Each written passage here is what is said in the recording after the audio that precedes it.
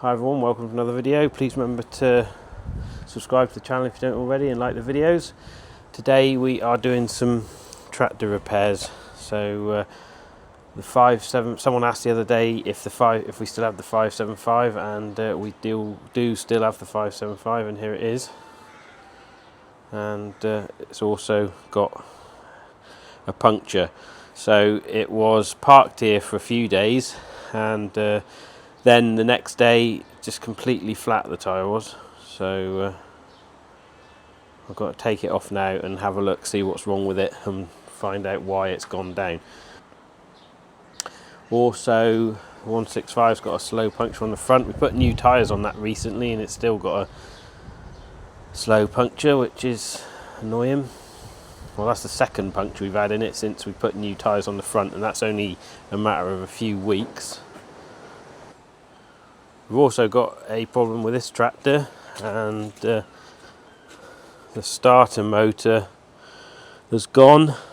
So we got a new starter motor, and going to try and put that on this morning. To acquire some dual wheels for the 575, and I'm quite pleased with them really. I didn't pay very much for them, and here they are. The tyres aren't the best, but it's got all the clamps, and I just need some eye bolts to put on the tractor side. So if any of you know where to get eye bolts for, they are not a make I've heard of before, but obviously they're very old, but Terry Johnson Limited wheel equipment, but no, they look alright. So like I say, I'm going to try and get some better tyres for them, and like I say, we've got all the clamps. Those are the clamps. So there's 3 for each wheel, but like I say, I just need the eye bolt, which clamps for the tractor, just to clamp them on. So yeah, got to work that out, but there's various options. But like I say, if anyone knows where to get the proper ones from, would be much appreciated. Right, back to the wheel on the 575. We'll get that off and get it sorted out. Right, so we've got it apart and taken the tube out, and there's quite a nasty slice in the tube. I could repair it, but there's a bit of damage around the valve as well, so I think it's probably better to get a new tube and put in. So that's what we're going to do. I think, well, I've had a look at it, it's got good tyres on it. They're nearly new tyres, and there's no perishing on them at all, but I've had a good look. It's previously had water in the tyres, and it's been taken out by the looks of it at some point, but there is still some water in the tube, and you can see where the water's been coming out of the tube and where it's sort of wet the inside of the tyre. So I think the new tube's the best bet. We cleaned up the rim, which you saw from the footage, and yeah, I think it's just a piece of shale off the rim, because the rim isn't too bad, but there's a bit of shale on it. But I think a bit of that has probably sliced the tube. So I can't see that there's anything come in from the outside to puncture it. So yeah, so just put a new tube in and hopefully that will be alright. I was looking inside the wheel rim when I was cleaning it up, and there's a Massey Ferguson part number written on the wheel rim, and so I don't think it's probably the original rim from the tractor, probably, but down here as well there's a name on it. There's some initials on there, but I'm not sure what they are, and the surname is Goddard, and it says North Cerney. And originally somebody said when we first had the tractor that they thought it probably come from Lister Wilder at Cirencester with the registration and everything, and yeah, just thought it was interesting that there was a name written on the rim. But I went to university at the Royal Agricultural College in Cirencester and went down there to Lister Wilder a few times and had a look round anyway. So it's just sort of, just interesting that that's probably where the tractor had come from originally. And yeah, right, anyway, let's put it together.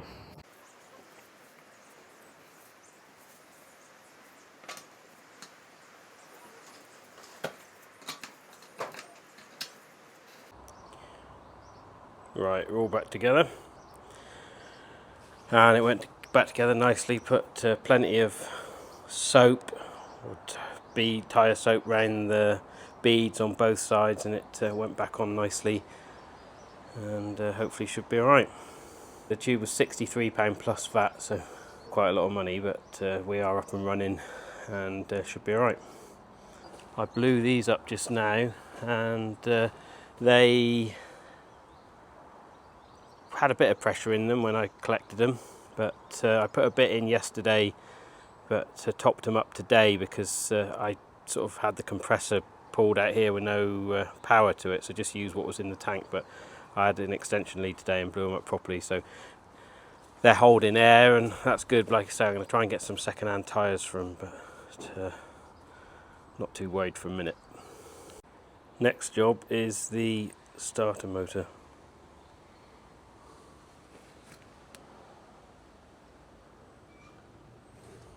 So here's what we've got.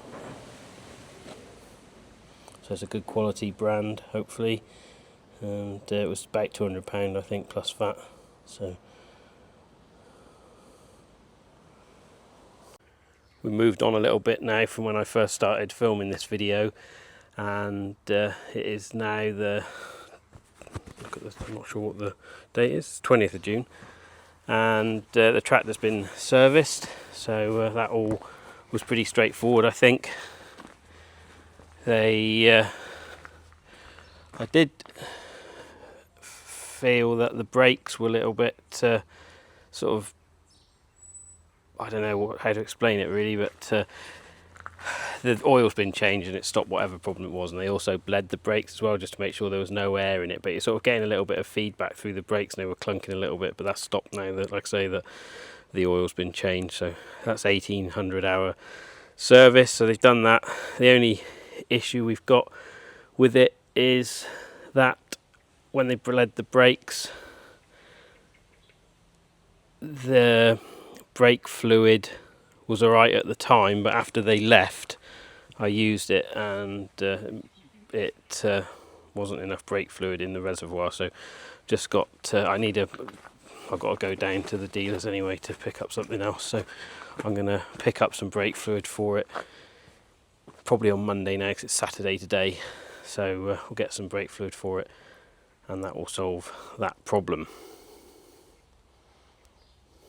But yeah, so all serviced and ready to work for the rest of the summer. I have started cleaning out some dung, which we got to get done, but I'll explain that and probably might make another video out of that. As you know from earlier on in this video, we've had quite a lot of punctures.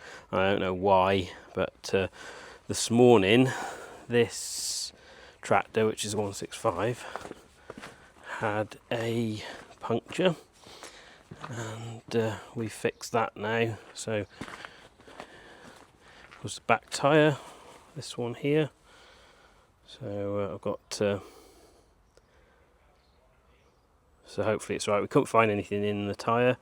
We put some new wheel bolts in there as well the other day because they were loose, so a couple of them. But yeah, so we fixed that one. Couldn't find anything wrong with it, so we just patched the tube and put it back. The tube was alright, so yeah, it's a bit annoying. I'd rather find a problem, to be honest, but it is what it is. Yeah, so there's my dual wheels that I bought, and the tyres aren't very good on these. I'm going to see if I can get some new tyres, but well, not new tyres, second-hand, decent second-hand tyres, but I blew them up sort of a week ago or more, or when I first filmed this, the beginning of this video, so I don't know how long that is, sort of a week, 10 days ago, but they're still holding air even though the tyres are cracked, so the tubes must be good.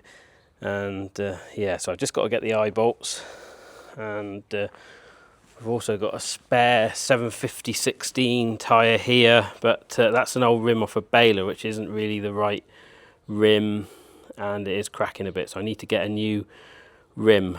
I was going to buy one from AgriLine, but they had them back in stock and now they're out of stock again, so I've sort of got to wait. I didn't get them quick enough. So yeah, so we finished our first cut, and we've got to get some second cut done by the end of June, which is one of the fields that's in the mid-tier stewardship scheme, the winter bird food. So that's got to be cut by the end of June.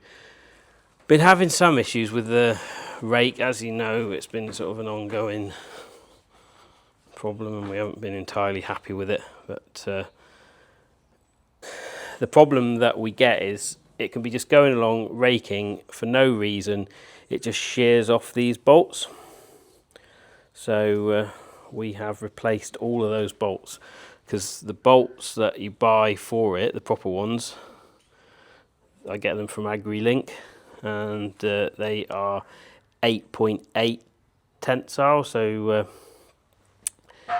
it's a shear bolt. But what happens is when it shears off, the bolt shears off just below the nut, so you lose that bracket, and then because the tine's loose, the bolt stays in there, the rest of the bolt stays in there, and it goes right around the spring and destroys the tine and bends the hell out of it. So we have straightened some. That's a new tine because it broke the bolt. That's a new tine because it broke the bolts. Generally the ones on the outside, so because I think it's just if it's a heavy crop as well, or if it just touches the ground and it shears the bolt off. It's all protected with a slip clutch, so it should be fine. But what I've done is I've bought new bolts, the correct ones with the Allen key type head in the top, and increased them. I was going to get 10.9s, but I couldn't get what I wanted in 10.9, so we've gone up to 12.9. So it's a big jump up from 8.8 to 12.9s. But the last field we raked was a really heavy crop, and it didn't break any tines. So, and I know that sort of puts more pressure on the crown wheel and pinion and the cam potentially, but I just think it's ridiculous that it's breaking the bolts, because I've done a lot of raking working for a contractor, and I sort of did all the raking for 6 years pretty much for a forager, and I never broke one of those bolts on a rake. So I just think that they're not strong enough, these ones. So anyway, rightly or wrongly, that's what I've done, and hopefully that solved the problem. Right, so this video has been just a bit of maintenance stuff, lots of punctures we've had problems with. Yeah, so hopefully some more interesting stuff to come. We're up to date with all the spraying, that's finished. The spring barley's had 2 fungicides, and so that's all done. And yeah, so we're caught up a bit on that, and just next thing is sort of silage and hay, and then the winter barley will come on. So yeah, so quite a bit of interesting stuff to come. But I'll leave that there for now. Hope you've enjoyed that little video. Thanks for watching. Please remember to like the videos and subscribe to the channel if you don't already. And I'll be back with another video soon.